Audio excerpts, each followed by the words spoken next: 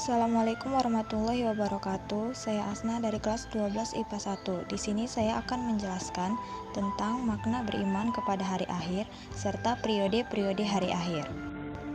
Hari kiamat adalah hari dihancurkannya dunia. Tentunya hal ini merupakan hal yang mengerikan. Hari kiamat terjadi ketika sangkakala ditiup untuk pertama kalinya. Bumi terguncang, gunung-gunung berterbangan, dan langit pun runtuh. Sedangkan makna iman kepada hari akhir merupakan rukun iman yang kelima yang harus diyakini oleh setiap umat Islam. Segala perbuatan yang dilakukan oleh setiap manusia, baik maupun buruk, akan dipertanggungjawabkan di akhirat kelak. Oleh sebab itu, keimanan kepada hari akhir hendaknya dijadikan landasan utama untuk menyadarkan diri agar selalu taat kepada ajaran Allah Subhanahu wa Ta'ala. Maka dari itu, kita sebagai umat muslim harus selalu mengimani dan mempercayai akan adanya hari akhir, karena kita tidak tahu kapan datangnya hari kiamat itu. Itulah yang masih menjadi misteri sampai sekarang. Kuncinya selalu pertingkatkan amal dan mendekatkan diri kepada Allah Subhanahu wa Ta'ala.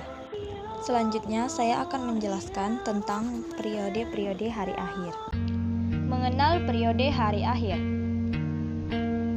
Setelah alam semesta hancur, maka mulailah manusia menjalani tahapan kehidupan baru dan proses menuju alam baka. Tahapan itu akan dijelaskan sebagai berikut. 1.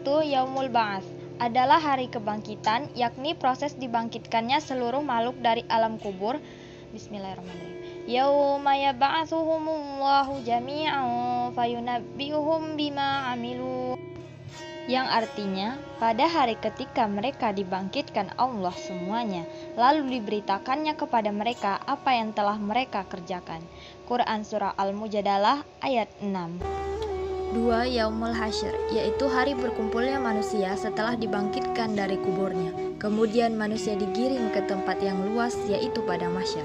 Yang ketiga, buku catatan amal, dan diletakkanlah kitab, lalu kamu akan melihat orang-orang bersalah ketakutan terhadap apa yang tertulis di dalamnya.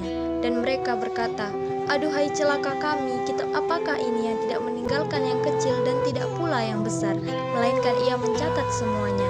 Dan mereka dapati apa yang telah mereka kerjakan ada atau tertulis, dan Tuhanmu tidak menganiaya seorang jua pun. Quran Surah Al-Kahfi ayat 49.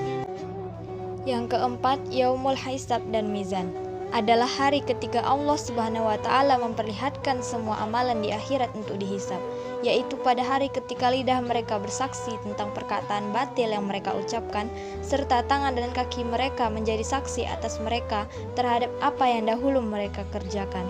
Quran Surah An-Nur ayat 24.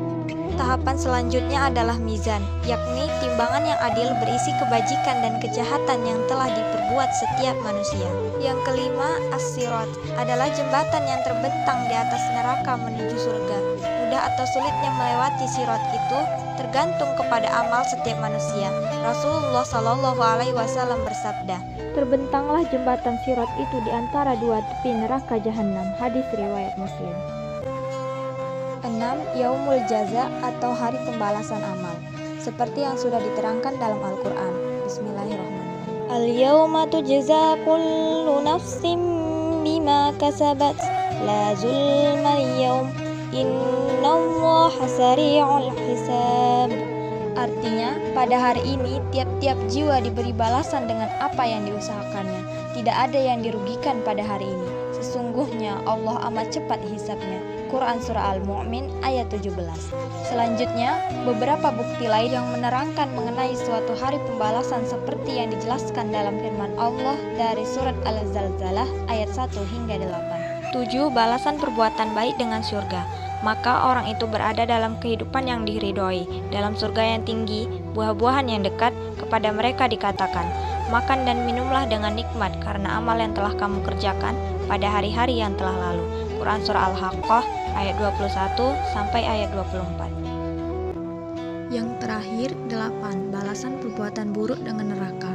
Orang yang selama hidup di dunia banyak mengerjakan perbuatan jahat, maksiat, tercela dan kafir terhadap Allah Subhanahu wa Ta'ala, kufur nikmat, maka akan menerima balasan, yakni disediakan neraka sebagai tempatnya. Memasuki api yang sangat panas atau neraka, diberi minum dari sumber yang sangat panas. Mereka tiada memperoleh makanan selain dari pohon yang berduri, yang tidak menggemukkan dan tidak pula menghilangkan lapar. Quran Surah Al-Ghasyiyah ayat 4 sampai ayat 7. Semoga video penjelasan ini dapat bermanfaat untuk kita semua. Semoga Allah tetapkan keimanan dan ketakwaan kita. Amin ya rabbal alamin. Itu saja yang dapat saya jelaskan. Kalau ada kekurangan, saya memohon maaf. Wassalamualaikum warahmatullahi wabarakatuh.